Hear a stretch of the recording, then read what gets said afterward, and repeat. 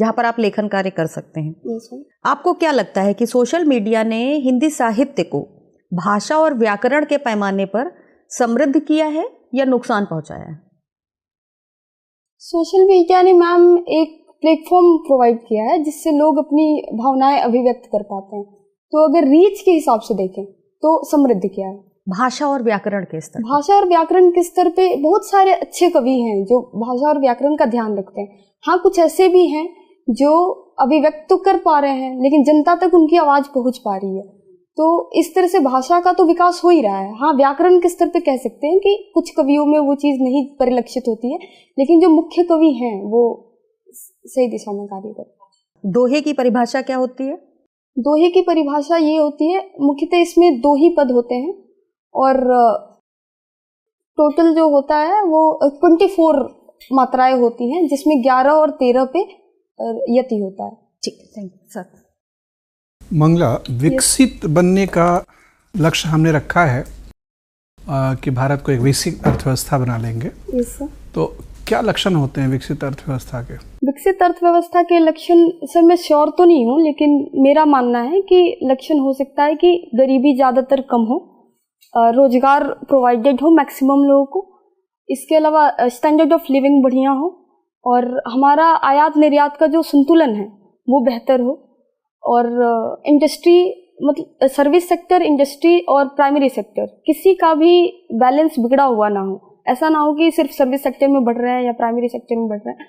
Balance अगर सही से हो तो हम मान सकते हैं। तो बिहार में अभी स्थिति क्या है? बिहार की उत्पादन संरचना में कृषि का हिस्सा, उद्योग का हिस्सा, सेवा का हिस्सा कितना कितना है? बिहार की उत्पादन संरचना में सबसे ज्यादा हिस्सा सेवा का है जो कि 60.7% है, उद्योग का है 18.1% और एग्रीकल्चर का है 19.3%। तो इसको क्या मानेंगे आप? बिहार की सिचुएशन जो है वो थोड़ी डिफरेंट है। बिहार में 76% जो पब्लिक है वो फार्मिंग में है, लेकिन आउटपुट ज्यादा नहीं है और सर्विस आजादी के बाद बिहार के नेताओं ने बिहार को विफल बना दिया, गलत नेतृत्व दिया ना।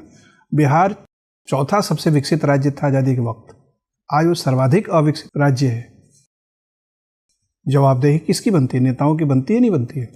सर, जवाबदेही नेताओं के साथ साथ प्रशासकों और जनता सबकी बनती है, क्योंकि जनता की सबसे बड़ी जिम्मेदारी है कि अगर कोई नेता सही से काम नहीं कर रहा है। पहले मुख्यमंत्री कौन थे बिहार के?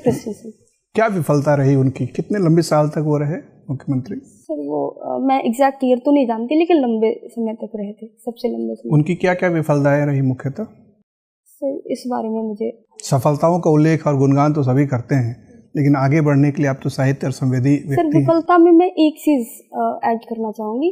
उन्होंने 1967 तक, जैसे कि बिहार में मोस्टली अग्रणी जातियों का स्थान था उसमें विधानसभा में, तो भूमि सुधार बिल नहीं लागू हो पाया, तो ये दिक्कत थी सर, ये विफलता मान सकते हैं। अच्छा, आपको पता है कि बिहार में भूमि सुधार लागू नहीं हो पाया? यस।